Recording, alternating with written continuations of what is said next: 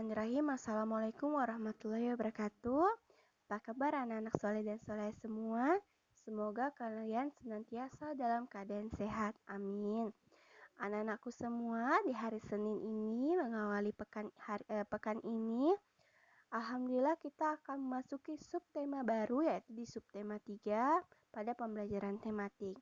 Nah, sebelum kita memulai pembelajaran hari ini, alangkah baiknya kita mulai dengan berdoa. Berdoa dipersilakan.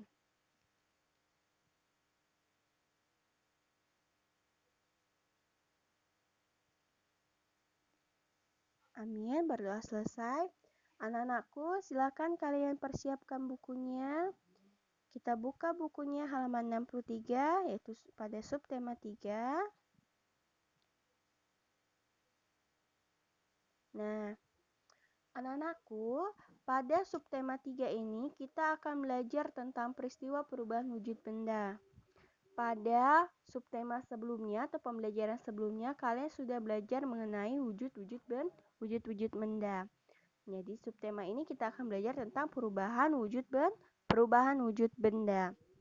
Perhatikan pada gambar. Nah, di halaman 63 itu terdapat bacaan pendek. Kita baca bersama ya. Lani sedang beristirahat di ruang keluarga bersama ayah, ibu, dan adiknya. Mereka berkumpul sambil menikmati es sirup.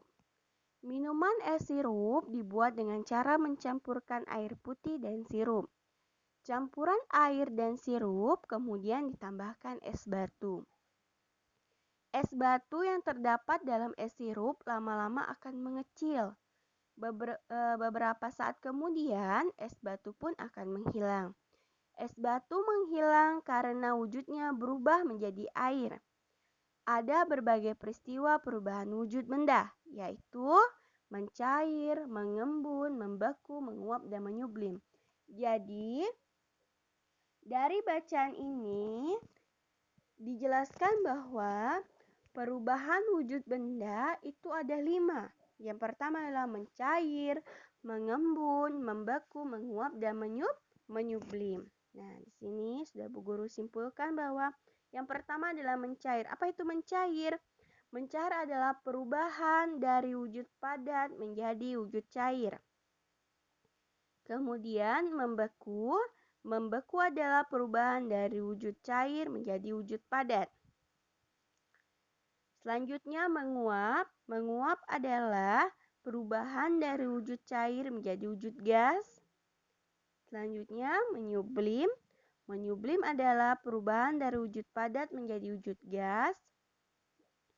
Selanjutnya adalah mengembun. Mengembun adalah perubahan dari wujud gas menjadi wujud cair. Nah, perlu kalian perhatikan dan kalian pahami. Mencair, perubahan dari wujud padat menjadi wujud cair. Anak-anakku, apabila kalian membaca buku lain atau membaca di internet, definisinya ada yang menuliskan bahwa mencair adalah perubahan dari benda padat menjadi benda cair. Sama ya nak ya. Jadi bisa kalian pahami. Jadi kalau mencair itu adalah dari padat menjadi cair. Kalau membeku dari cair menjadi padat. Menguap dari cair menjadi gas, menyublim dari padat menjadi gas, mengembun dari gas menjadi cair ya. Nah, bisa dipahami ini anak ya. Baik, selanjutnya silakan kalian buka bukunya halaman 64. Nah, di pembelajaran 1 ini kita akan belajar yaitu wujud mencair ya, perubahan wujud mencair. Silakan dibaca dulu di halaman 64. Benda dapat berubah wujud karena pendinginan dan pemanasan. Es batu yang didiamkan di udara terbuka akan berubah menjadi air. Perubahan wujud benda dari padat menjadi air disebut mencair. Ya. Jadi di sini jelaskan benda dapat berubah wujud karena pendinginan atau pemanasan. Es batu yang didiamkan di udara terbuka akan berubah menjadi air. Peristiwa inilah yang disebut dengan mencair. Jadi contohnya mencair itu adalah es batu. Es batu lama-kelamaan Kalau di udara terbuka atau di dalam air, seperti cerita di halaman 63, es batu yang di dalam sirup, dia akan mencair ya. Nah, sekarang kita lanjutkan di halaman 65. Coba perhatikan, Nak. Ayo berhitung. Ya. Selain es sirup, Lani juga suka makan es krim. Ibu membelikan Lani beberapa es krim.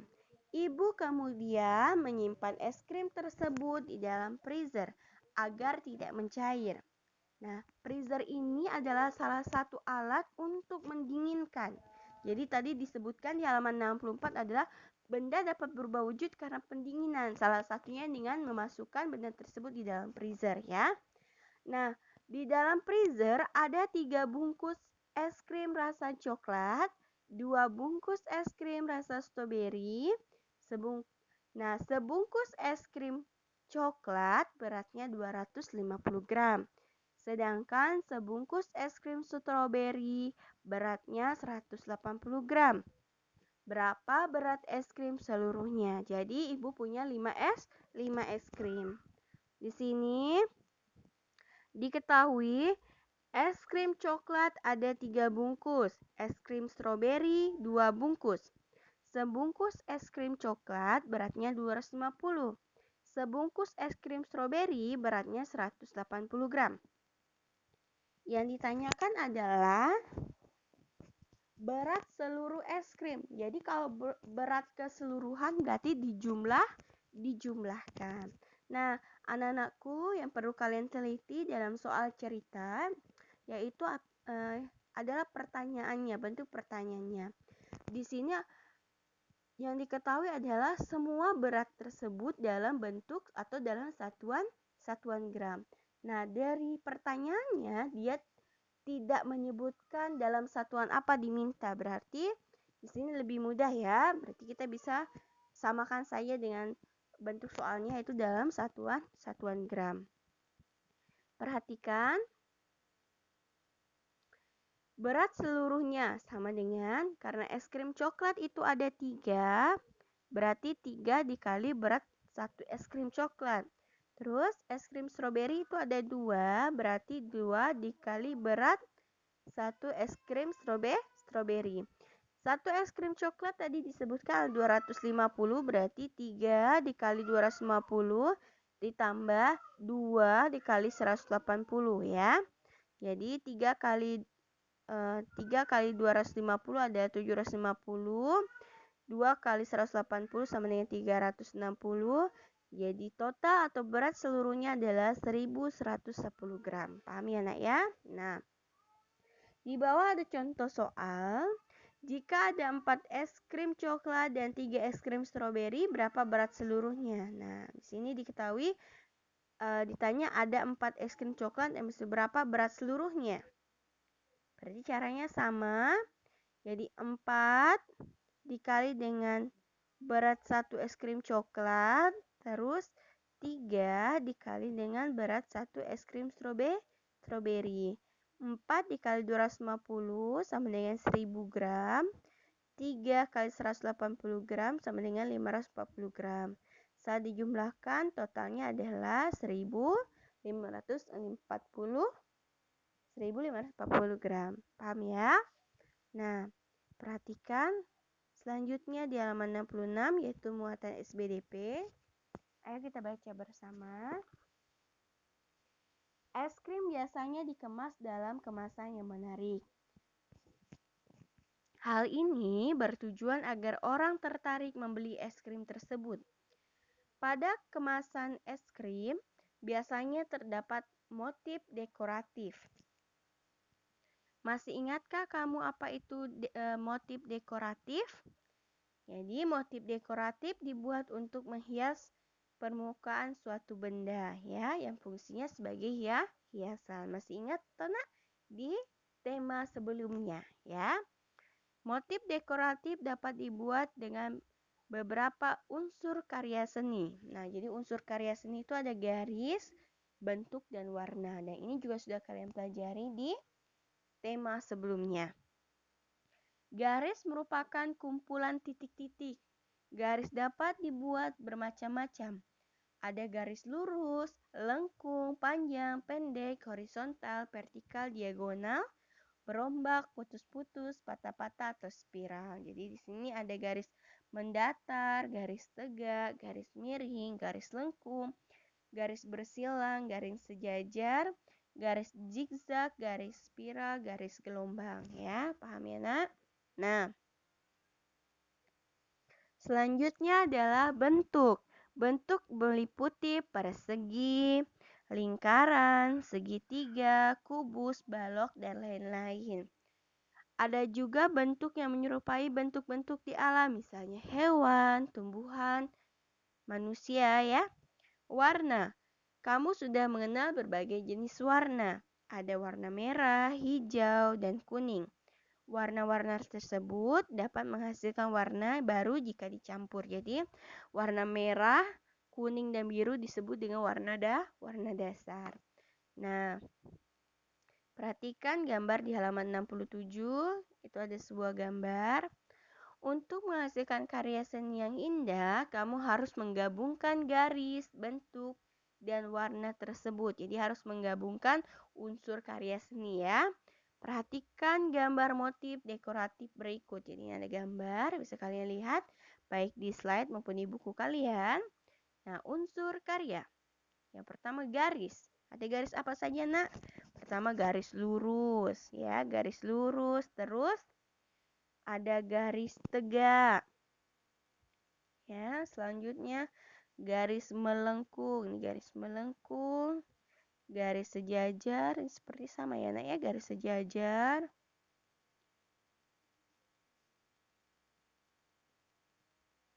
Terus mungkin garis sejajar. Oh, menurut Bu Guru ini garis sejajar yang ini ya, Nak ya. Kelihatan ini garisnya sejajar, terus dia membentuk sebuah bentuk ya. Terus garis mendatar. Garis mendatar berarti garis-garis yang seperti ini. Garis begini, ini garis mendatar. Terus bentuk segi empat. Nah, ini bisa disebut bentuk segi empat ini, Nak, kalau digambar dengan jelas. Ya, ini bentuk segi empat ini. Warna bisa kalian lihat. Warna hijau muda, warna hijau tua, atau warna hijau saja di sini. Warna biru, Bu Guru di sini tidak lihat warna biru ya, lebih ke warna ungu kalau Bu Guru lihat ya. Ungu tua dan ungu yang lebih muda. Terus warna merah, iya, di sini ada warna merah. Lalu merah muda atau pink, di sini ada. Kuning, jelas ya, di sini ada kuning. Terus ungu, ini ungu tadi. Orange, ini orange ya. Paham ya, Nak? Nah, selanjutnya kalian perhatikan, ayo berlatih di halaman 68. Nomor satunya, perhatikan benda-benda berikut. Manakah gambar atau kegiatan yang merupakan proses mencair?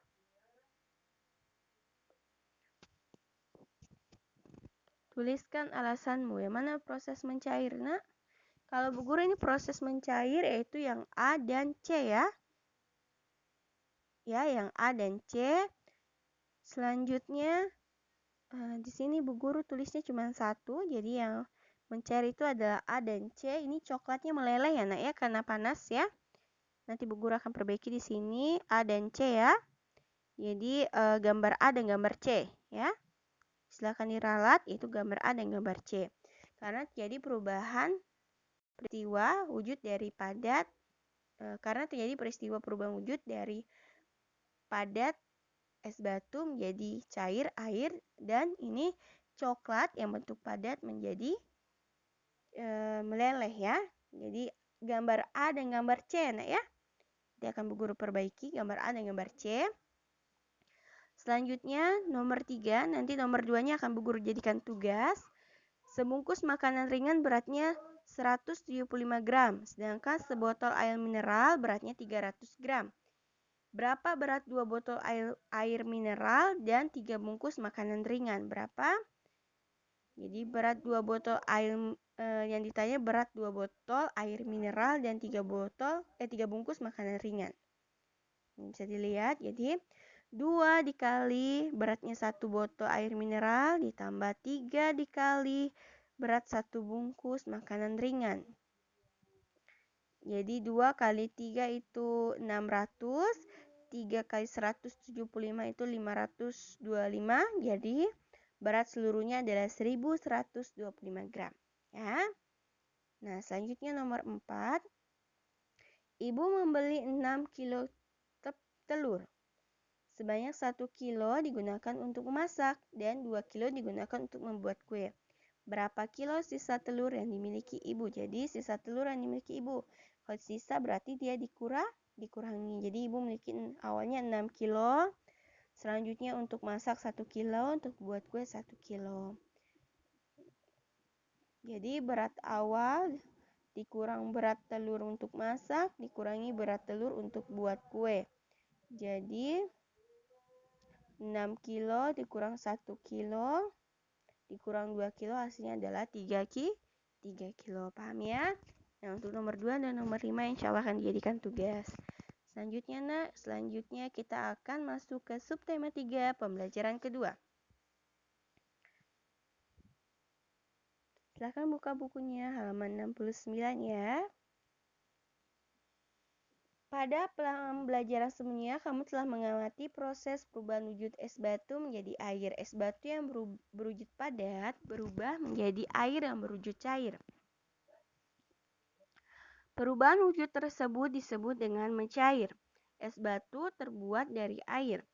Air dapat berubah wujud menjadi es batu jika didinginkan. Perubahan wujud air atau benda cair menjadi es batu benda padat disebut dengan membeku. Jadi membeku tadi adalah perubahan wujud air atau wujud cair menjadi wujud padat. Ayo kita pelajari tentang perubahan wujud membeku. Nah, sini ada proses membuat apa ini? Membuat agar-agar atau puding ya. Proses perubahan wujud benda dapat dimanfaatkan untuk membuat makanan, misalnya agar-agar. Perhatikan pertama adalah air yang dipanaskan terus dicampurkan dengan serbuk agar-agar, selanjutnya diaduk, didinginkan, dan akhirnya agar-agarnya membeku. Selain agar-agar, aneka es juga dibuat dengan memanfaatkan proses perubahan wujud benda. Lani senang membuat es lilin rasa buah. Nah, jadi ini Lani sedang membuat es lilin rasa buah. Jadi es lilin rasa buah itu dibuat dengan cara di sini dijelaskan di halaman 60. Sari buah jeruk, terus ditambah potongan jeruk, dimasukkan di dalam kantong plastik kecil, terus diletakkan di dalam freezer dan dibekukan. Nah, di halaman 70 coba amati kembali proses pembuatan es lilin. Bagaimana wujud campuran air dan sari buah sebelum dimasukkan ke dalam freezer? Bagaimana wujudnya setelah dimasukkan ke dalam freezer selama beberapa jam? Karena kita tidak melakukannya ya, kita skip dulu. Campuran sari buah yang tadinya berwujud cair berubah menjadi padat. Proses perubahan wujud benda cair menjadi benda padat disebut membeku. Campuran sari buah membeku karena didinginkan. Nah, paham ya nak ya? Selanjutnya kita masuk di halaman 71. Ketika membuat es lilin, Ibu dan Lani berbagi tugas. Ibu bertugas memotong buah segar. Lani bertugas memasukkan potongan buah ke dalam cetakan. Setelah itu, barulah ibu memasukkan sari buah ke dalamnya. Karena berbagi tugas, proses pembuatan es lilin menjadi lebih cepat dan menyenangkan. Pembagian tugas tidak hanya dilakukan di rumah, di sekolah juga ada pembagian tugas. Setiap warga sekolah melakukan tugas sesuai perannya.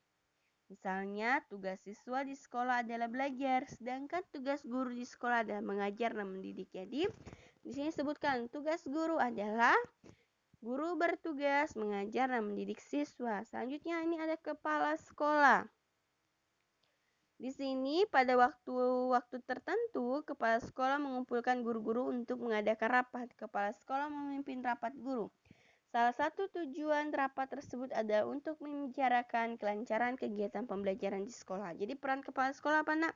Peran kepala sekolah adalah bertugas memimpin penyelenggaraan, pengembangan pendidikan, dan program yang ada di sekolah. Jadi dia adalah pemimpin. Nah, selanjutnya di halaman 62. Silahkan dibuka, Nak. Ini gambar apa? Di halaman 62 adalah petugas tata usaha. Petugas tata usaha bertugas mengurus segala administrasi siswa. Selanjutnya di gambar perpustakaan. Jadi ini disebut dengan petugas perpustakaan. Petugas perpustakaan melayani peminjaman dan pengembalian buku. Petugas perpustakaan juga mempunyai peran agar perpustakaan tetap rapi, tetap tertata dengan baik ya. Jadi ini ada tanggung jawab atau tugasnya petugas perpustakaan. Gambar selanjutnya apa ini, Nak? Petugas kebersihan mempunyai tugas membersihkan sekolah, misalnya halaman sekolah, kamar mandi dan WC, kantor guru, dan ruang-ruang lain yang ada di sekolah. Jadi ini adalah peran-peran yang ada di sekolah. Nah, sekarang coba buka bukunya halaman 72 yang ayo berlatih. Soal pertama, apa yang menyebabkan air dapat membeku? Jawabannya adalah air dapat membeku disebabkan karena adanya proses pendinginan, yaitu diletakkan di freezer. Nomor 2, Bu Guru bacakan ya. Berilah tanda centang pada peristiwa berikut yang melibatkan proses pembekuan. Yang A, silakan kalian tandai di bukunya. Air yang dimasukkan ke dalam freezer lama-kelamaan akan mengeras, membeku atau tidak? Membeku. Larutan agar-agar dimasukkan ke dalam cetakan dan didinginkan hingga mengeras, membeku atau tidak? Membeku. Air yang dipanaskan terus-menerus lama-kelamaan akan habis, membeku atau tidak? Bukan. Es batu yang didiamkan di ruang terbuka lama-kelamaan akan meleleh, membeku atau bukan? Bukan, itu mencair ya. Yang E, coklat cair dituang ke dalam es serut. Coklat tersebut kemudian mengeras, membeku atau bukan? Membeku ya. Jadi jawabannya adalah A, B, dan E. Terus yang ketiga, tuliskan peran-peran warga sekolah yang ada di sekolahmu. Baru Bu Guru jelaskan tadi. Guru bertugas mengajar dan mendidik siswa. Kepala sekolah bertugas memimpin penyelenggaraan, pengembangan pendidikan dan program di sekolah. Petugas tata usaha bertugas mengurus segala administrasi siswa. Petugas perpustakaan melayani peminjaman dan pengembalian buku. Petugas kebersihan mempunyai tugas membersihkan sekolah. Baik, anak-anakku, inilah cukup sekian pembelajaran kita di subtema 3, pembelajaran 1 dan 2. Bu Guru harap anak-anakku semua paham. Jadi kita di subtema 3 ini kita mempelajari apa tadi, Nak? Peristiwa perubahan wujud benda, yaitu yang pertama adalah mencair, dari padat menjadi cair atau air. Yang kedua adalah membeku. Membeku itu adalah dari wujud cair menjadi wujud padat. Yang ketiga apa tadi, Nak? Menguap. Menguap itu perubahan wujud benda dari wujud cair menjadi wujud gas. Yang keempat, menyublim, yaitu perubahan wujud dari wujud padat menjadi wujud gas. Yang kelima, mengembun, yaitu perubahan wujud dari wujud gas menjadi wujud cair. Nah, ada 5 perubahan wujud. Bu Guru harap kalian paham. Dan sudah kita pelajari ada 2, yaitu mencair dan membeku. Diingat ya, di halaman 68 tadi nomor 1 itu adalah gambar A dan gambar C ya. Nanti Bu Guru akan ralat di slide-nya. Baik, untuk penugasan insya Allah akan Bu Guru share di grup ya. Cukup sekian penjelasan dari Bu Guru. Bu Guru harapkan anak-anak Bu Guru semua paham dengan penjelasan Bu Guru. Cukup sekian. Wabillahi taufiq wal hidayah. Wassalamualaikum warahmatullahi wabarakatuh. Selamat belajar dan selalu bersemangat.